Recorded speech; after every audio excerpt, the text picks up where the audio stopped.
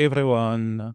Welcome again to this learning session series within the framework of the workforce capacity development in the West Africa and Great Lakes region. Today we are going to talk about MHPSS trainings, some mistakes and myths around MHPSS training.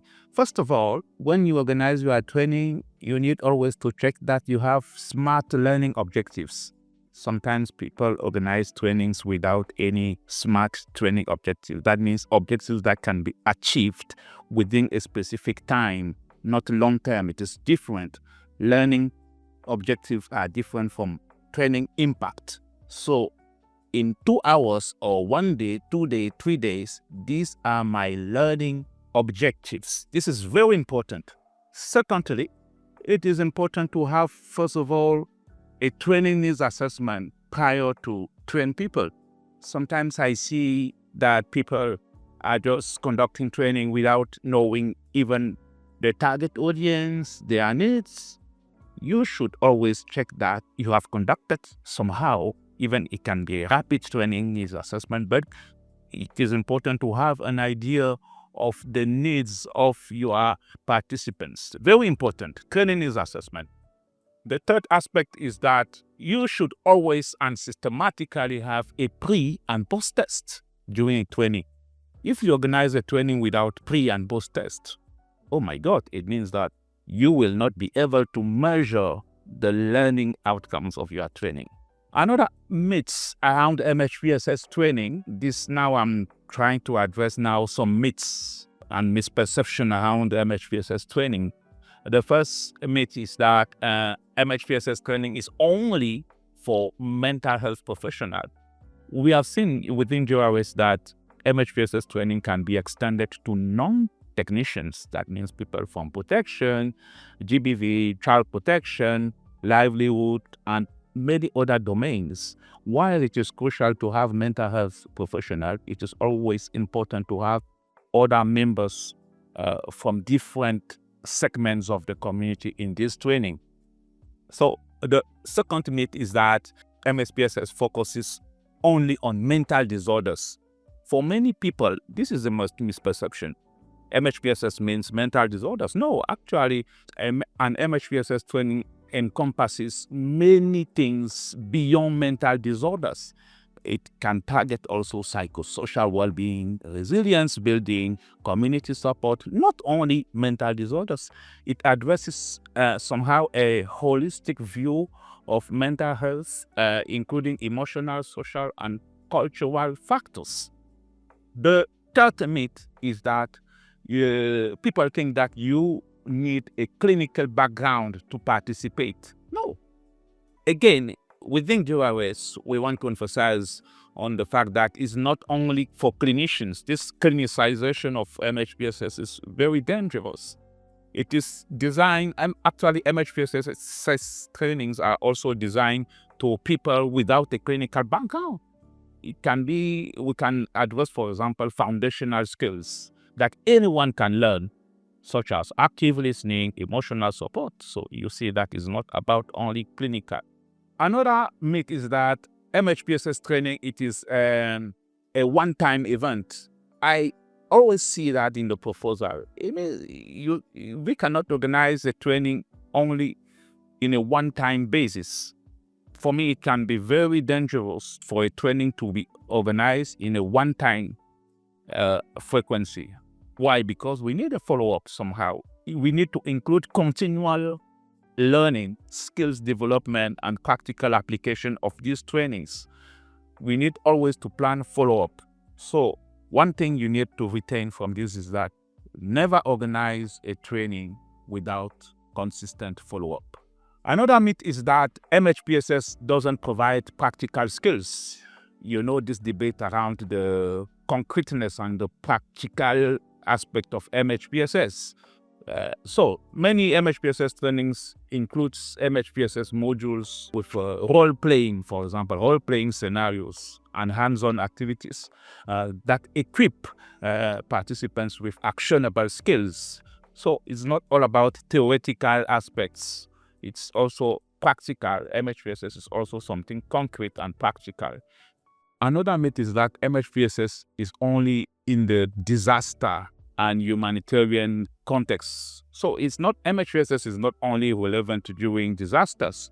So the reality is that it can be applied in various contexts, including everyday situation, workplaces. In workplaces, for example, in our schools and community settings, it is not only something that is related to crisis and disasters. Another myth is that MHPSS training is about understanding theory. We think of MHPSS like people who are always theoretical, It is true, theoretical knowledge is important, but effective MHPSS trainings includes a focus on real-world application. We need to take real-life examples, experiential learning, and interactive discussion based on what really participants are experiencing on the ground.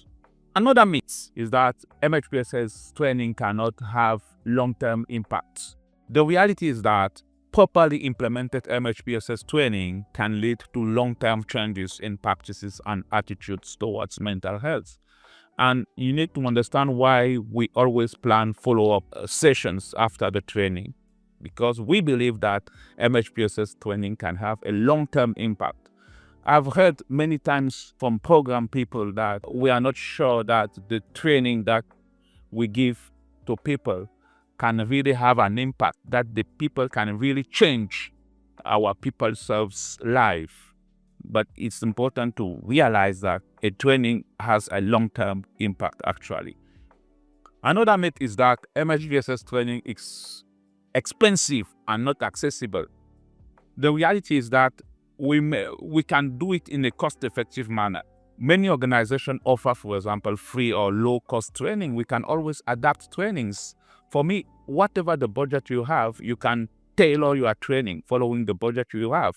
For a specific topic, we can have a 4-hour session, 1-day session, 2 days, 3 days, depending on the budget. So for me, the debate on the cost of MHPSS training should be relativized somehow.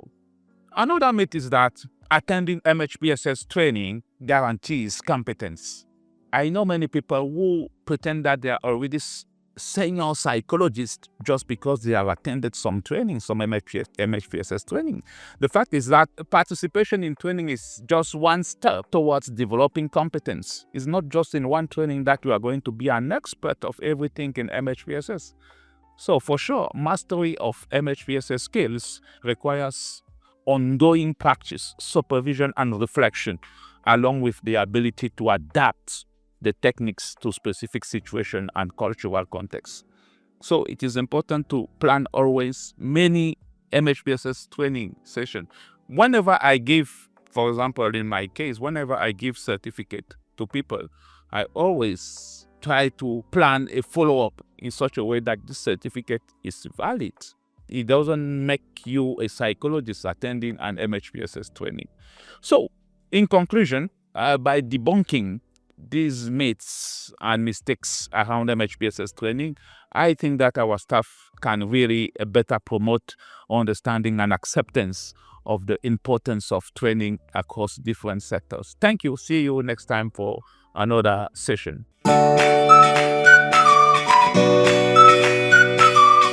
Salut à tout le monde et bienvenue encore à notre série d'apprentissage sur la santé mentale et le soutien psychosocial dans l'optique de renforcer les capacités des staffs de la région Afrique de l'Ouest et Grands Lacs. Eh bien, aujourd'hui, nous parlons des formations de santé mentale. Nous allons parler de quelques erreurs que nous faisons lorsque nous organisons ces formations de santé mentale et de quelques mythes qui entourent la question des formations en santé mentale. Première des choses, c'est qu'on ne peut pas organiser une formation sans objectif SMART. Donc, SMART, ça veut dire qu'en 1 heure, 2 heures, 3 heures, ou en une journée, 2 journées ou 3 journées, voici les objectifs spécifiques, mesurables, atteignables, réalistes dans le temps que je pense que mes participants seront à mesure de pouvoir développer. Donc, il ne s'agit pas en fait ici de l'impact de la formation sur le long terme, mais ce que vous pouvez réellement accomplir en 1 journée, 2 journées ou 3 journées de manière concrète et smart. Deuxième erreur que nous faisons, c'est d'organiser de manière spontanée. des formations. Et nous l'avons souvent vu dans les propositions de projet. On ne peut pas déjà cibler la thématique d'une formation si on n'a pas fait au préalable une évaluation des besoins de formation. Sur quelle base faisons-nous des formations? Si nous ne connaissons pas la cible, si nous ne connaissons pas les besoins des éventuels participants, leur background, eh bien, cette formation sera comme une formation aveugle. Donc, très important, à mon avis, toujours faire une évaluation des besoins avant toute formation. Troisième erreur que nous faisons parfois, c'est de ne pas faire des pré-tests et des post-tests pendant les formations. Parce que c'est un devoir impérieux pour tout formateur de mesurer les connaissances acquises pendant une formation. Donc, si vous n'avez pas fait de pré-test et de post-test pendant une formation, ça veut dire que votre formation n'est pas valide. En plus de cela, il faudra ajouter une évaluation globale de la formation sur tous ces aspects, aussi bien pratiques, logistiques que intellectuels et même méthodologiques. Maintenant, nous allons voir certains mythes qui entourent la formation en santé mentale. D'abord, on croit que les formations sont réservées exclusivement, uniquement aux professionnels de santé mentale. Nous avons vu dans tout JRS que les formations de santé mentale et soutien psychosocial sont étendues même aux non-spécialistes, c'est-à-dire des personnes venant de protection, de VBG, de protection de l'enfance, de moyens de subsistance, voire même des personnes d'autres programmes comme les logisticiens, les financiers. Eh bien, il faut savoir que la santé mentale et le soutien psychosocial n'est pas seulement une affaire des professionnels de santé mentale. Deuxième mythe, c'est que la formation est uniquement axée sur les troubles mentaux. Lorsqu'on parle de formation, on se dit toujours qu'on va aborder les aspects liés aux maladies mentales. Et pourtant, ces formations-là abordent également le bien-être psychosocial, le renforcement de la résilience, le soutien communautaire. Ce n'est pas une affaire psychopathologique ou psychiatrique, comme on croit souvent pouvoir cantonner la santé mentale et le soutien psychosocial. Ça va bien au-delà. Troisième mythe, c'est qu'il faut avoir une formation clinique pour participer à ces formations. Beaucoup de gens ont peur, même à l'intérieur de l'organisation, de pouvoir faire des formations en santé mentale parce qu'ils ont l'impression qu'ils deviendront psychologues ou psychiatres. Ils se disent qu'il y a toujours un aspect clinique. Or, les formations en santé mentale n'ont pas besoin d'un background clinique. Il s'agit juste de comprendre des compétences fondamentales comme par exemple l'écoute active que tout le monde peut développer. Tout professionnel dans son domaine peut faire l'écoute active ou bien le soutien émotionnel de base. Quatrième mythe, c'est que la formation à la santé mentale n'est qu'un événement ponctuel. Donc, subitement, on fait juste une formation dans le cadre d'un projet qui a été budgétisé et du coup, on ne budgétise pas le suivi. Or, c'est une très mauvaise pratique d'organiser une formation sans suivi. Si vous savez que votre budget ne vous permettra pas de faire un suivi, n'organisez pas de formation. Sinon, en organisant cette formation, il y a des risques que vous ne puissiez pas suivre l'application de cette formation. L'autre mythe, c'est que la formation en santé mentale ne permet pas d'acquérir des compétences pratiques. Parce qu'on croit toujours que tout n'est que théorique dans les formations de santé mentale. On vient juste présenter des slides, des diaporamas qui sont théoriques. Mais les formations en santé mentale privilégient grandement les jeux de rôle et les activités concrètes. Parce qu'il faut savoir que si vous faites une formation où vous n'êtes qu'en train de parler blablabla de manière théorique, vous n'êtes pas en train de faire une bonne formation. Il faut des discussions pratiques basées sur le vécu des participants et aussi des jeux de rôle qui permettent d'exercer les compétences démontrées sur le plan théorique. Bon. L'autre mythe, c'est que les formations en santé mentale ne sont pertinentes que dans les contextes de catastrophes et de crises. Mais il faut savoir que la santé mentale, c'est un état de bien-être positif, ce n'est pas un état de maladie. Et donc, une formation de santé mentale peut bien se faire dans un contexte où il n'y a pas de crise. Souvent, même dans les propositions de projet, on peut se demander l'importance de faire une formation alors qu'on se dit que pourquoi il n'y a pas de crise, de catastrophe, pourquoi faire une formation de santé mentale. Donc, l'autre mythe aussi, c'est que la santé mentale se limite, je le disais précédemment, à la théorie. Bon, bien sûr qu'on a toujours des éléments théoriques en matière de santé mentale, mais comme je l'ai dit, il faut toujours veiller à une application réelle. L'un des problèmes que nous avons en santé mentale, c'est qu'on croit que les thématiques sont aériennes et n'ont pas de lien avec la vie quotidienne, pratique et réelle des personnes. Donc, c'est important de savoir que l'aspect pratique est très essentiel dans les formations de santé mentale et soutien psychosocial.